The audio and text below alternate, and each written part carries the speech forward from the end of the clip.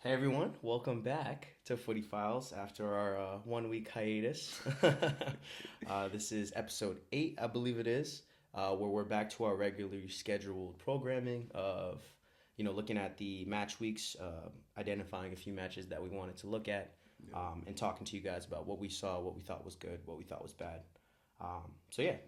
My name's Eamon, one of your co-hosts. And my name is Eo. As you all probably know by now, hopefully, but for the new folks that are joining.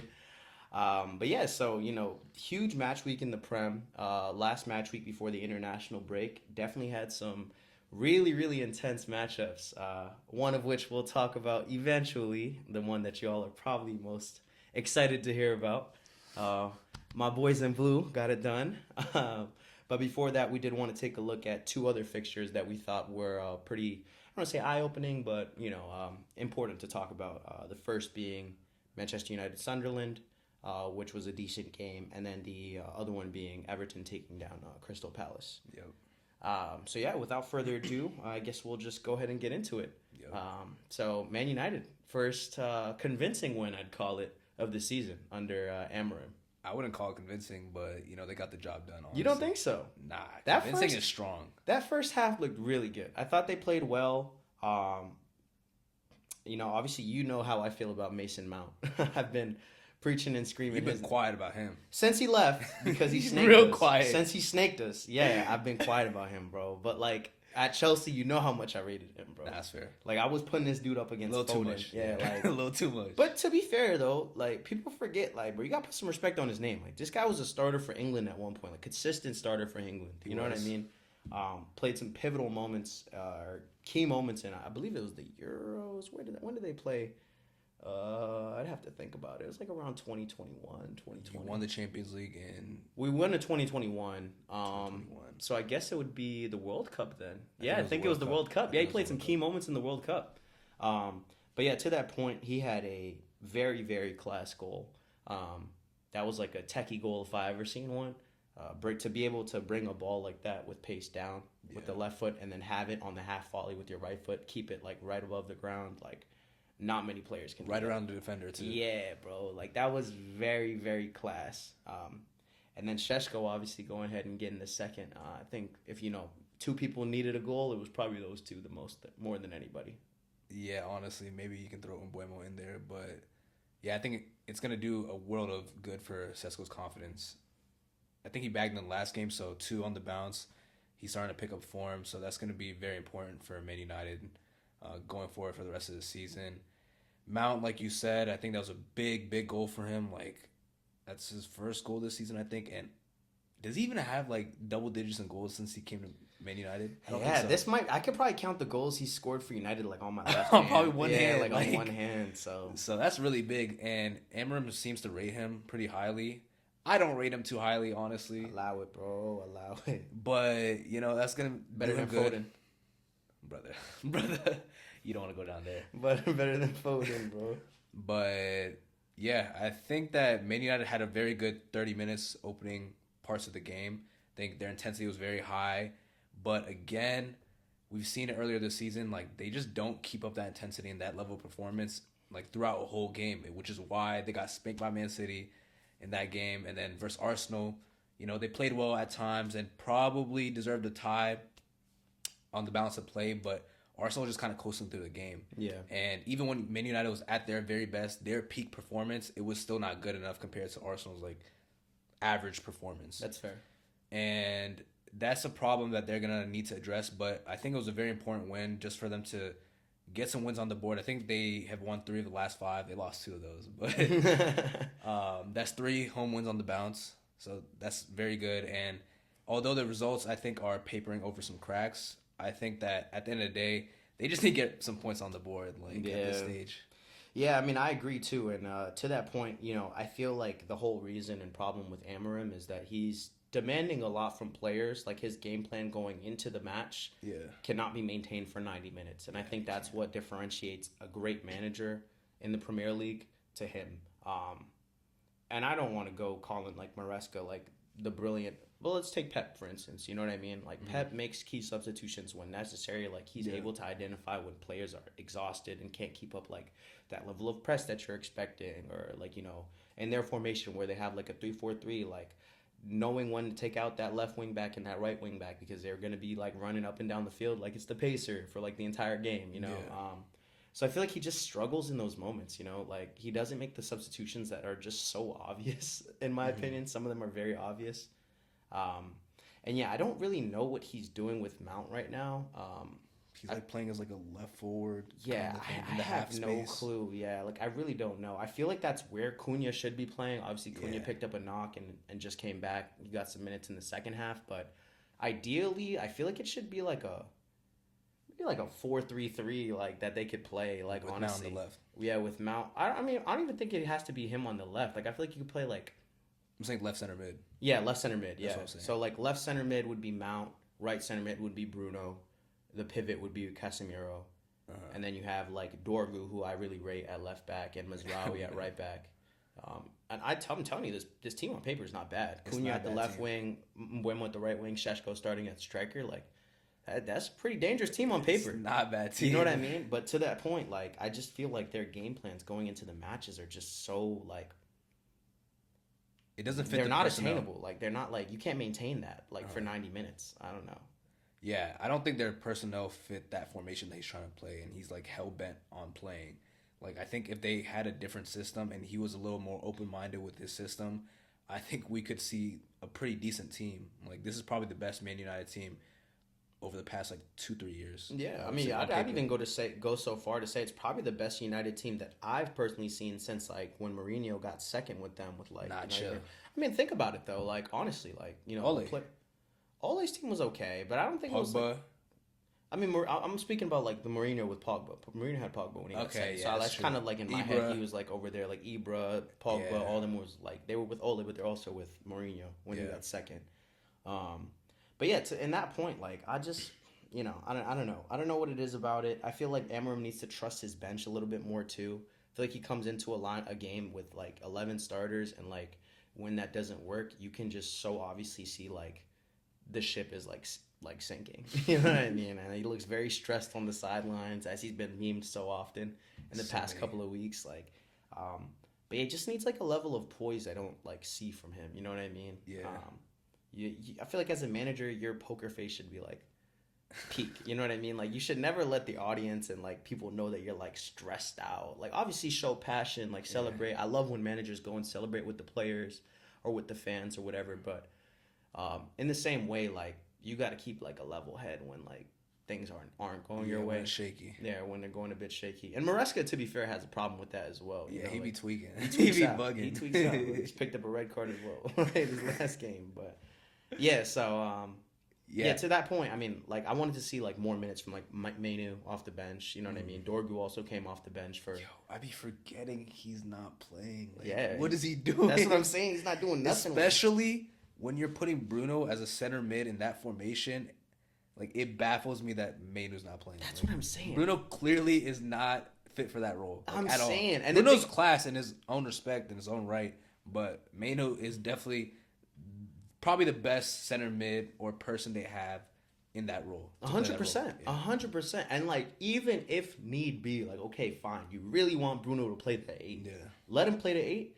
Mainu can play the 6, bro. We're talking about Casemiro in the big 2025, bro. The big 2025, and Carlos Casemiro at the age of 35 is starting. Carlos? That's his name. Are you serious? Yeah, his full name's Carlos Casemiro. Are you trolling? I swear to God, bro. Look it up. Yo, wait. I don't know his first name. Yeah, it's Carlos Casemiro. He just doesn't really advertise it, but yeah. Are you serious? Yeah, look it up right That now. sounded so off. I was like, yo, what is he talking about? Okay. I'm pretty sure.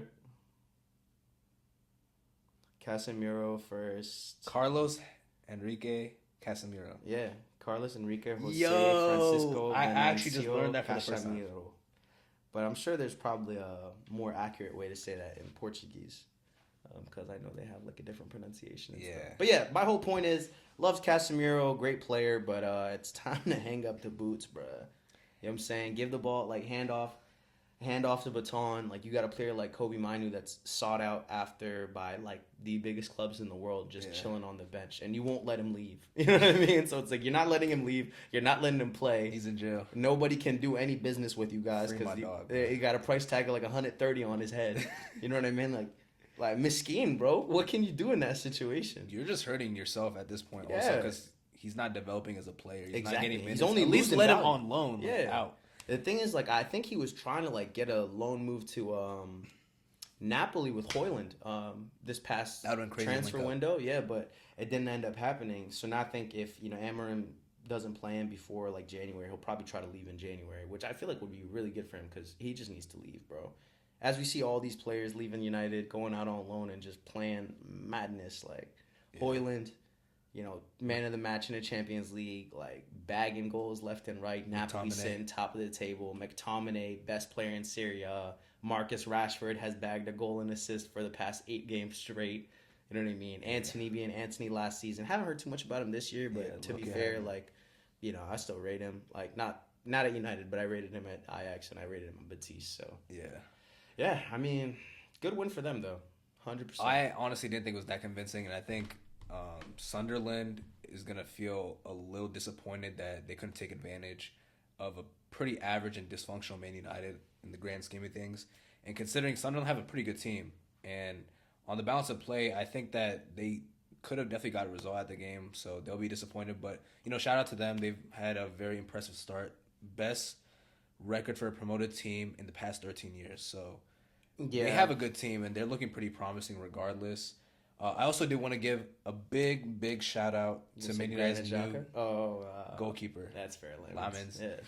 I thought he was fantastic, and it's actually crazy when you see the difference and contrast between him and Onana. Like the difference between a keeper who actually does the bare minimum. Yeah, I thought his handling was actually pretty exceptional. To be honest. It was great. It was great. Like he was commanding the area, and very you could well. tell that he was like commanding the back line, and like the players had confidence in like passing the ball back to him, and confidence in like defending corners.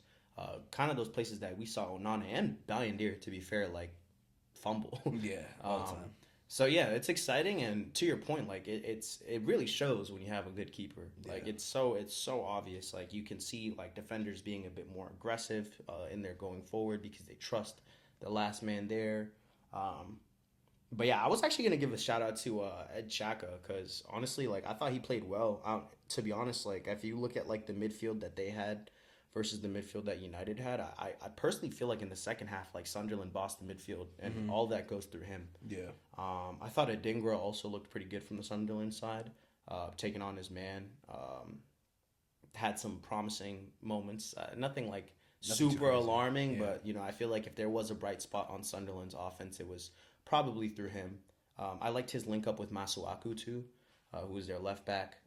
I think they kind of had that overlap going. It was a lot stronger on the left side than it was on the right side. But yeah, unlucky to get a goal for them, and I'm sure they're probably upset that they left with no points from Old Trafford. They'll probably feel like they could have got some. Yeah, definitely. But on the bigger picture, I think that it's just one of those things that happen when you're a newly promoted club. You just lose games here and there.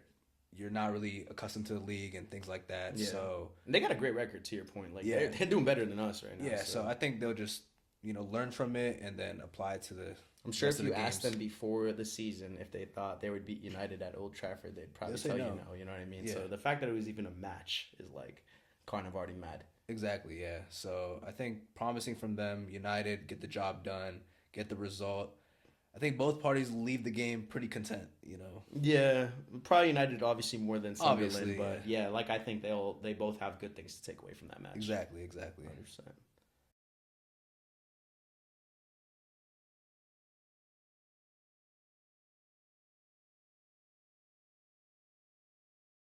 All right, so moving on to what I believe was the best match of the match week this week. The big one, Chelsea versus Liverpool. Yo, this guy's so geeked up. The Bridge.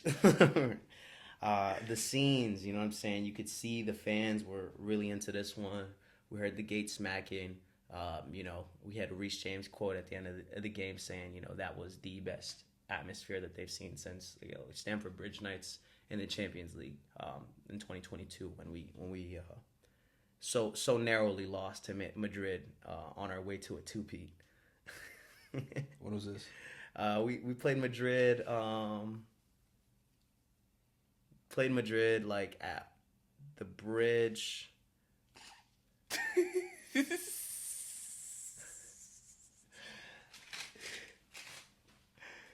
Yeah, so if y'all see this falling, then we try to put this jersey up for y'all to clean it up. But you know what I'm saying? It's trying to fall, so we're gonna just take it off for now. But yeah, so we seen that the atmosphere at the bridge was. Take down the tape. They can't see. I don't think so. Yeah, they can't see. Yeah, atmosphere at the bridge was ridiculous. I honestly didn't love the lineup that we came out with.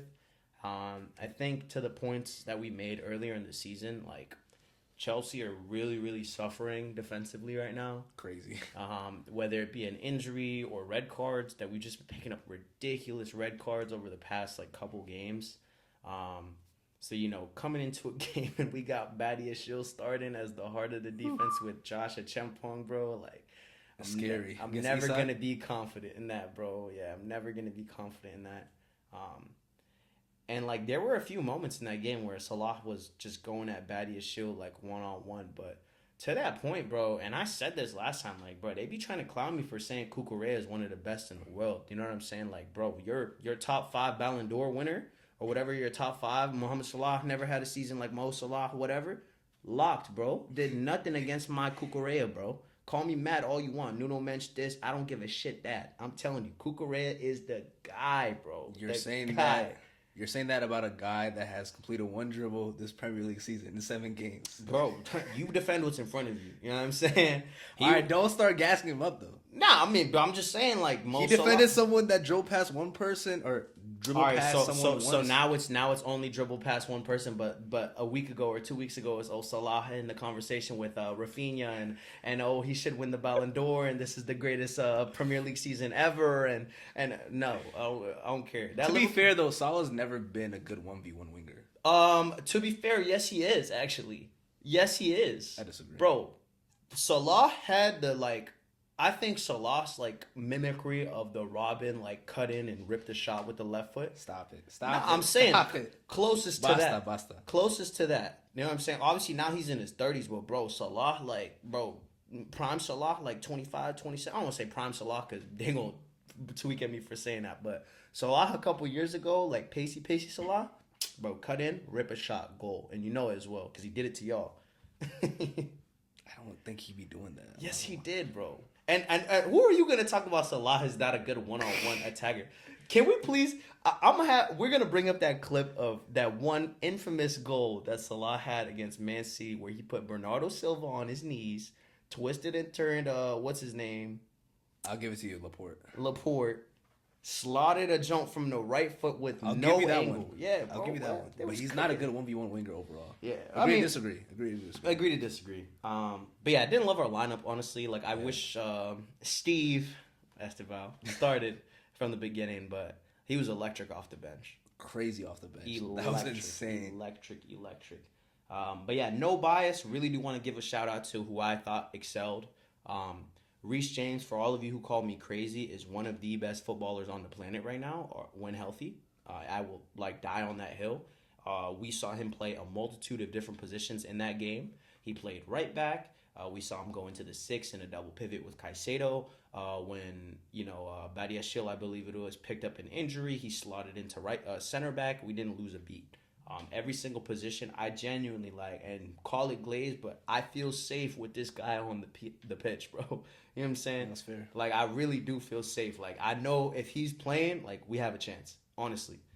He just contributes so much going forward. It's such a pivotal role that is so kind of slept on because of how high value our midfield is. Mm-hmm. But he really is kind of that 5th member of the midfield in our book. And then he contributes so much defensively. And for those of you who call me crazy for saying he's the best right back, go look at what all these world-class wingers say. Look at what Vinny says. Look at what Leao says. Ask them who they get asked who the best right back that they ever played against is. They say Reece James. I promise you. Actually? They genuinely. Vinicius, with no question in his head, said Reece James. Like, no thought, just like Could have sworn he rescind. said Walker. No. He said that like when he played Java. When we played them in the Champions League and beat them and won, and then the year after when we beat them at the Bernabeu, but in aggregate we lost. Yeah. Like he was saying, bro, Reece James is like the most difficult right back that he's ever played against. Nah, props to him. I mean, both ends of the pitch, he does his job. And he's very versatile. 100%, bro. He showed it again, and I rate him very highly. I think I rated him the best out of Trent and Walker. Yeah, I think we did. We both were aligned with that one. But yeah, I mean, he did great. Caicedo, man. Caicedo, bro. When I seen that goal, I genuinely had, like, my blood pressure, like, went through the roof, bro. I thought I was about to, like, faint, bro. I was like, oh, my God. Now, you know what I really like, though? That touch before the shot. That, like, the touch where he opened up on Soboslai, right? The drop of the shoulder was crazy. It's crazy, too, because they say he's not good on the ball. He is good on the ball. He's so good on the ball. Like, you can't dispossess him. I think, like, of our three midfielders, I may get four with Palmer, but, like, of, like, the Lavia, Enzo, and Caicedo, he's probably, like, the second most press resistant, in my opinion. Lavia for me Lavia's number one. Yeah. Lavia is easily, like, the most press resistant. No, he's crazy. And I'm going to get to him. He's another player that, like, genuinely, call me crazy, but has, like, the ceiling of a world-class midfielder. If he can just pick up, like, a little bit more form, and we get some more consistent minutes out of him, like, I can really see him being, like, well, if it's not with us, then he'll get a big money move to a bigger club. He's and then top being class. Like, yeah, he's class, bro. Like, oh, my goodness. Now, Perfect. those two in a double pivot is, like, insane. I'm not gonna lie. I don't think there's many midfielders better than that in the world. Bro, I'm saying, like, and they try to hate, and they call me crazy when I say, bro, when we're healthy, bro, like that midfield four, I'm gonna slide because I want to put Lavia in this conversation. But even if you just did Caicedo, Enzo, and Palmer, like, I really do think we have the best midfield, like, or top three in the world. If you really think about it. I don't rate Enzo that much, but I mean, okay, let's. If you swap out Lavia for Enzo, I can't even argue with that. Then that's why I was saying, like, the four, though. In a one-off game, because Lavia obviously hasn't played enough or shown it enough over, like, a long period of time. But as a player, or as players, those three are an insane trio. Yeah, and I mean, you said you don't really rate Enzo. I low-key do. I mean, I think he played a really big role. He always plays well against Liverpool for us for some reason. But it's just like maybe the chip on his shoulder. I'm pretty sure Liverpool was pursuing him after the World Cup too. So I don't know. Maybe if it's like revenge tour or something like that. But yeah, I don't know what it is about Liverpool that just gets our midfield so riled up, bro. Like they're charged up and ready to go. Yeah, Pedro Neto also played. Like, kind of, you know what I mean? Played like Pedro Neto. We talked about him before and, like, how the best you're ever going to get from Pedro Neto is, like, an 8. You know what I mean? But it's just very consistent. On the other side of it, you could get as low as, like, a 6, I feel like. And, like, he was, like, a 6 this weekend. Yeah. And then Esteval, bro. Star boy. From the moment he came off the bench, I knew he was gonna do something, bro. All right, brother. Cue the LeBron meme. That's You're my at favorite the saying. So It's a cue the LeBron meme. Like, I was just about to say. I knew he was gonna score 80. You did not know nothing, bro. Bro, I'm telling you, bro. I was telling, like, I was watching the game with my uncle, and I was like, yo, like, he's gonna do something, bro. He's gonna do something. This guy's not serious. He's gonna do something, bro. And then he had like a brilliant cross to Enzo that Enzo hit with his head, and it hit the post. Yeah. He had a crazy shot too. Gittins also had a pretty nice shot, to be fair. Gittins was pretty bright off the bench. But yeah, the goal, man. I think that's exactly what you want. A team goal. Every player from the goal kick touched the ball before we scored that. So it goes to show that, you know, we are generally like a pretty press-resistant team, or I'd like to think so, especially because Liverpool keeps such a high line. Yeah.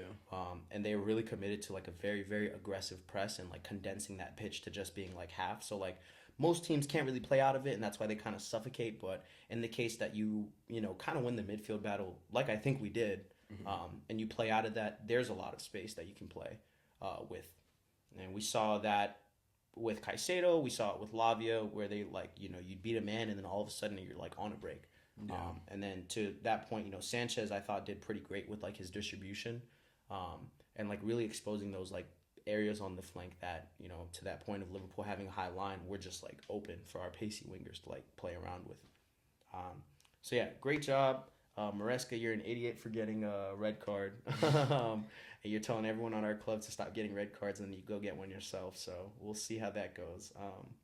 I honestly thought that Liverpool could have probably got a result at the game, like based off the balance of play. I think Chelsea probably did win the midfield battle, like you said, and probably were the better team, like slightly. But they created some chances, and Salah on another day, maybe last season, is probably tugging one or two of those away. No, I Especially when he agree. cut I in. think once it was 1-1, like really it could have swung anyway. Yeah, it was Like, very open-ended. Yeah, it was just like, yo, it could have gone their way, it could have gone ours, but it was just our day, you know. Honestly, I think it was just in the cards for us. I really did, like, all jokes aside, I really did have like a real strong feeling that we were gonna win that game, like from the beginning, because I just telling you, it's something about like when we're an underdog. Like when we go into games as favorites, that's when I feel like we don't play as well. Yeah. But like it's something about like people thinking that like teams are just gonna wax us. Yeah, it's happened a lot. Yeah. Like, in the Champions League versus Man City. Yeah, it's like almost Bayern become our Munich. identity. Yeah. You know what I mean? Last season, you guys beat Liverpool too, I think. Yeah, we beat them last year. I mean, at that point they had already won the title, but we needed the points to get into Europe. Yeah. To make sure that we made top four, and we did. You know, we beat them 3-1. Pretty convincing win as well. You know, Enzo scored that game. Lavia also had a class performance that game. Yeah, I mean, quick word on Liverpool. I think that Wirtz played pretty well, honestly. 007. Oh, did he get it? Yeah, I think Oh, he yeah, got this is the game. it. But honestly, like, I was pretty impressed with his performance, and I would give him some props because, you know, I don't want to be unfair and only, you know, call it out when he does play bad. Bro, but I'm he so had a jealous. couple of nice flicks and passes. Bro, in- you're in behalf talking of Salah. about the one first touch he had when he That came was off nice. the bench. That was the first touch of the game. but That he was also had a- class. That was pretty good. But like, bro, I'm not. I don't know. You're the most expensive player in Premier League history. Nah, I'm not I gonna get sit that. here and give you grace because you had one nice pass or like one good half. You stink. You've been playing bad. You need to step it up. Yeah. So sorry about that little cutout, but I think we were saying, yeah, to Liverpool's fullbacks, I believe. Yeah, you were saying Liverpool's. Yeah. fullback? Yeah, so quick word on Liverpool. I think honestly that their fullbacks have been pretty disappointing this season, and it was again on display in this game. Kirkez especially, just very, very poor and just rash and out of position, and I think Chelsea really took advantage of that. Bradley on the other side, I think, didn't put himself in glory either, and Yeah. I think Chelsea really took advantage of that, and it was a big part of what went well for them and ended up like winning them the game. I mean, I think Esteval actually scored at the back post on Kirkez, if I'm not mistaken. Or not Kirkez. Robertson. I think Robertson. Yeah. So, Yeah. But yeah, I mean, I agree with that. I mean, I thought Connor Bradley was definitely like the weak point. He picked up a yellow card in the first half, and I think that allowed for, you know, our wingers to be a bit more aggressive when they were attacking him. Honestly, pretty surprised he didn't get sent off. He had a few bad tackles in the first half. I think it was because it was earlier in the game that he didn't pick up a red card. But yeah, if that was like a POC left back or right back, I feel like they would have been sent off for some of the stuff that he was doing. you said a POC. Yeah, bro, I'm telling you, this is a deeper conversation, but like there is like racism amongst the referees. Like you see the treatment that they give like the white players versus the treatment that they give the black. Look into this. I swear to God, it's really a thing, bro. But yeah, Connor Bradley got away with some really bad tackles in the first half. Some of which that I've personally seen yellow cards kind of given for. Yeah. And you know, I could tell that they were gonna send somebody in for him at the halftime, which they did. But it wasn't enough, and I think we also made like some pretty pivotal substitutions, as we see with Lavia, Gittins, and Esteval got the winner. You know, and adjustments as well with Reece James moving to center back, which is absurd for like 30 minutes and like being the guy back there. And so yeah, to your point, I think we beat them in the fullback battle and I can't believe I'm saying it, the center back, the defender battle as well, honestly. Yeah, for sure. Van Dijk.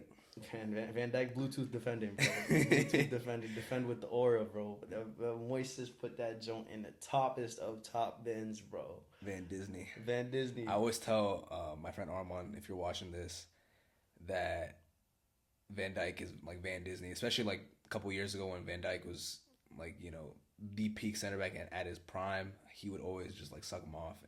And I was like, Van Disney. And I think this past weekend was actually his birthday, and I actually texted him, happy birthday after the game. That's funny. Miskeen, bro. I'd be so blown, bro. I'll probably block you, bro. That is, I'll probably block you, bro. If I was having a bad day and I'm telling you, this team really makes or breaks my weekend, bro. So, had a great weekend this week. Hopefully we can keep it going after the international break. But yeah, overall, I think it was a very good result for Chelsea. I think that they probably edged the game. Don't start geeking, bro. Don't start geeking. Like, don't even help yourself, dog. Like, anyways, I think they played well and got the result. Could have gone the other way, but at the end of the day, they got the dub. And it was a positive performance and something to build on for sure the rest of the season. 100%.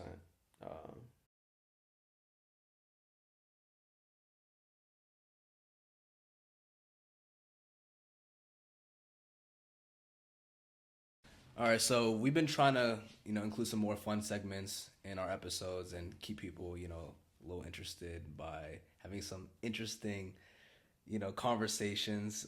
This time we're going to be doing a Stop Me When I Name a Better Blank. And, obviously, shout out to Esteval for his performance off the bench. So I think it's only right that we do one for him. Mm-hmm. And we're just going to get started. Talking for the rest of the episode. Hopefully not, for your credibility. All right, let's go on. So, stop me when I name a better attacker, stop me when I name an attacker with a higher ceiling than Esteval. Okay. So I'm mainly going to be doing like attacking players. You said ceiling? Ceiling, yes. Okay, perfect. Stop. All right.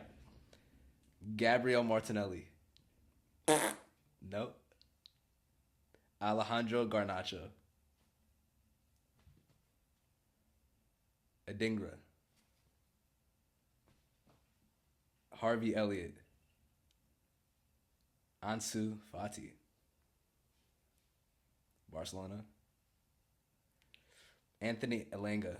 Obviously had a great season last season with Nottingham Forest. Bro, he's 22, bro. He's not a... Hey, you're talking. No, I'm not. Noni Madueke. Destigado. Kareem Adeyemi. Savinho. Ryan Cherky. You better start talking. Xavi Simons. Nico Williams. Nothing? Hey, I'm not gonna lie. If you don't talk in the next 5 names, I swear to God. Jeremy Doku. Brother. Alright, you've already lost it. Bukayo Saka. Alright, go on. That's calm. I'll stop there. That's a good place to stop. I mean, you said ceiling. If you were saying, at this very moment, I'm naming attackers that are better than Esteval, I probably would have stopped a break ago. Honestly, but like, I wouldn't have been mad if you stayed silent on Saka, because I don't think his ceiling is as high as some other wingers. No, that's fair, but I think Saka is like, Esteval is very young, but Saka is still young. You know what I'm saying? Like, yeah. Saka has 10, 12 more like good years in him, and he's like the heart of his team. And he's earned his stripes, I think he, at a point, was like Esteval, you know what I'm saying? I don't know if you've seen this, but I saw something on TikTok, like, earlier today, and it was like, Saka is a winger that happens to be black, and, like, for example, Doku is a black winger. And it just, like, makes sense, and I was like, that's low-key that really does. That really does. That's low-key fact. Like, just, like, his playstyle and stuff, I was geeking, but yeah. Who was left on that list? Cole Palmer. I would have stopped there. I knew you would have stopped there. Vinicius. Yeah, that's fair. And then, I'm not gonna lie though, I feel like Vinicius isn't gonna get much better than he was last year. Ceiling was great player, world class, but I just don't see him getting like that much better.